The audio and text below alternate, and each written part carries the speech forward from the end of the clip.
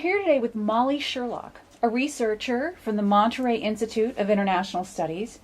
She's been gathering financial intelligence on Al-Shabaab. So Molly, who or what is Al-Shabaab? Al-Shabaab is an Islamic terrorist organization that is fighting to achieve two main goals. The first, and which is becoming the more predominant goal of the organization, is tied to Al-Qaeda Central's global jihad against the West. The second has a more regional focus, and that is aiming to rid Somalia of all foreign invaders. Lately, they've been targeting countries involved with the African Mission in Somalia, which is a coalition of forces aiming to suppress and control Al-Shabaab's power. Okay, well, do we have reason to be concerned? Yes, the organization has targeted and killed many innocent civilians. They've carried out suicide attacks, assassinations, roadside bombings, kidnappings, amputation of limbs for thievery, stoning for suspected adultery, conscription of children as soldiers, targeting girls' schools with bombs, and widespread rape and violence against women. The organization has become very adaptable with changing circumstances and making them increasingly dangerous. Wow. Do they have a relationship with the Somali pirates? There has been some evidence of links between Al-Shabaab and Somali pirates, some suggesting that the nexus between the two criminal organizations is growing. In the north and central coastal area, the local leader, Sheikh Hassan Afra, has reportedly taxed piracy revenues. So then how does Al-Shabaab fund its operations? They primarily use the internet to distribute messages to sympathetic individuals, which has led to an influx of funds worldwide. Eritrea also was supplying the organization with funds and ammunition with the hopes that they would use them against Ethiopia. They also raised funds within the country by controlling the important port city of Kismayo in the south of Somalia. This city was an important node in the trade-based money laundering that sustained Al-Shabaab.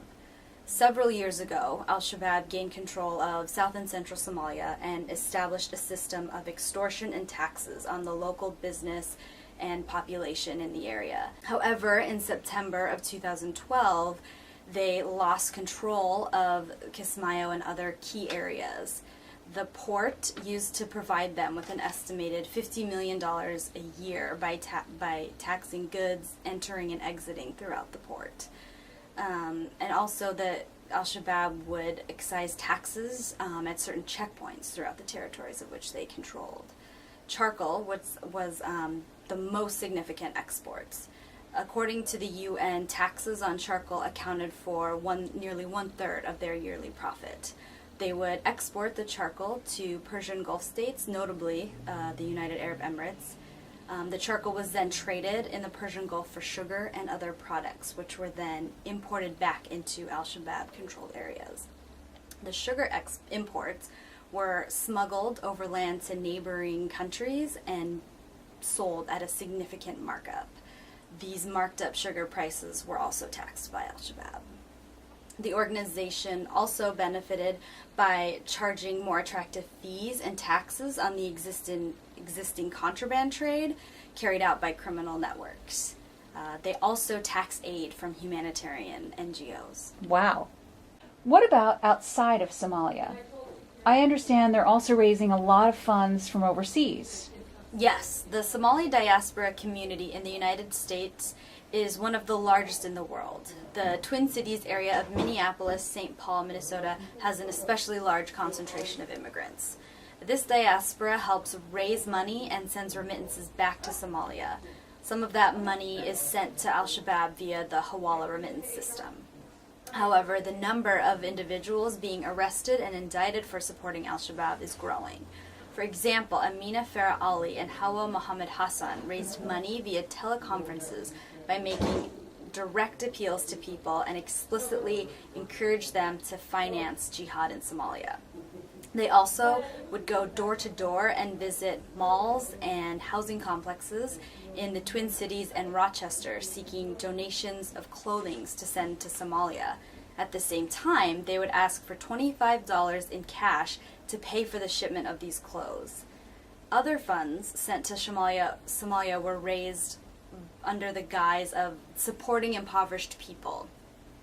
It is important to note that even though most of the remittances sent to Somalia are for legitimate purposes, because of the informality of the banking system and the lack of government oversight, it's easy that these monies could be diverted to fund Al-Shabaab. About some of the other court cases against supporters of the organization. Well, an indictment was made against a key Al-Shabaab organizer in Minnesota. Mohammed Saeed Omar was indicted in August 2009 on all 5 counts brought against him.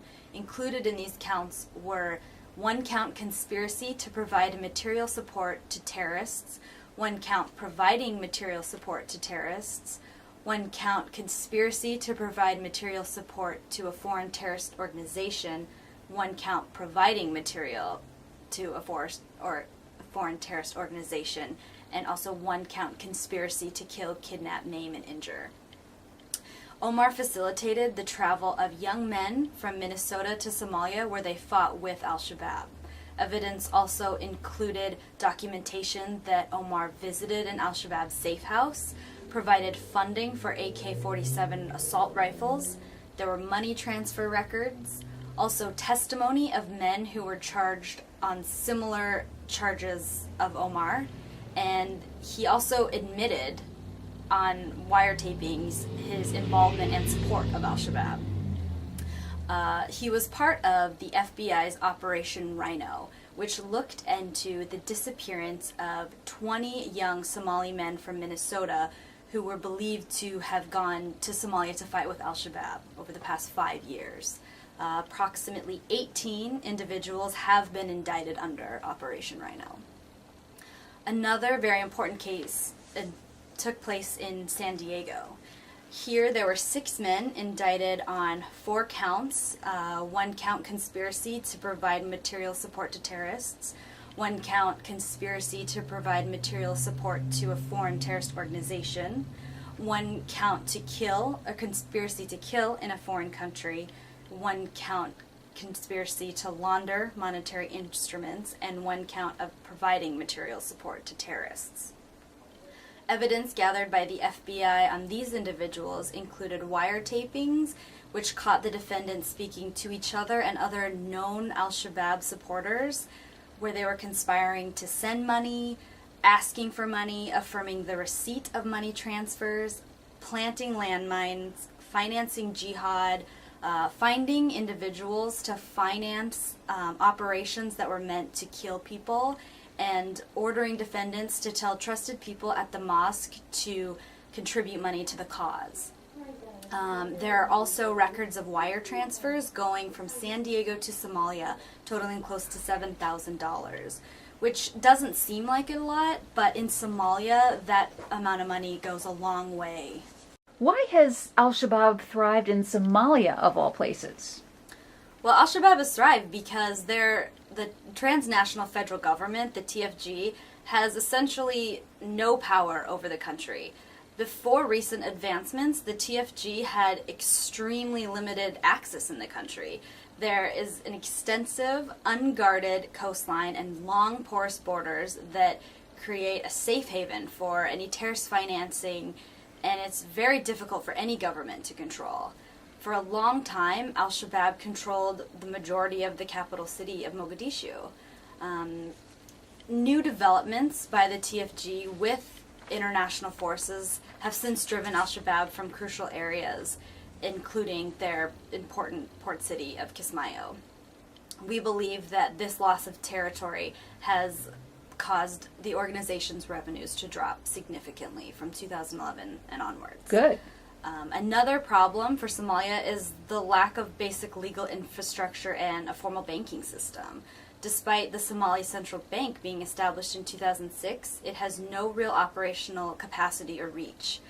And the few anti-money laundering and counter-terrorist financing laws that exist in Somalia have been unenforceable due to this lack of capacity. No government entities are tasked with or capable of tracking, seizing, or freezing illegal assets. There's no mechanism for distributing information from the government to banks or financial institutions, and there are no suspicious transaction or large currency transaction reporting requirements on these financial institutions. Some financial institutions with international offices have adhered to the very minimum standards for reporting and freezing terrorist assets, and a few of the money remittance companies use electronic systems, so they are able to flag individuals on the UN 1267 list. However, Somalia is not a member to any FATF-style regional body, and they don't have any mechanism for sharing information related to terrorist financing with other developed countries, including the United States. All right. Well, there's some positive developments, but also some very disheartening developments. Thank you so much, Ms. Sherlock, for sharing your knowledge with us today. Thank you for having me.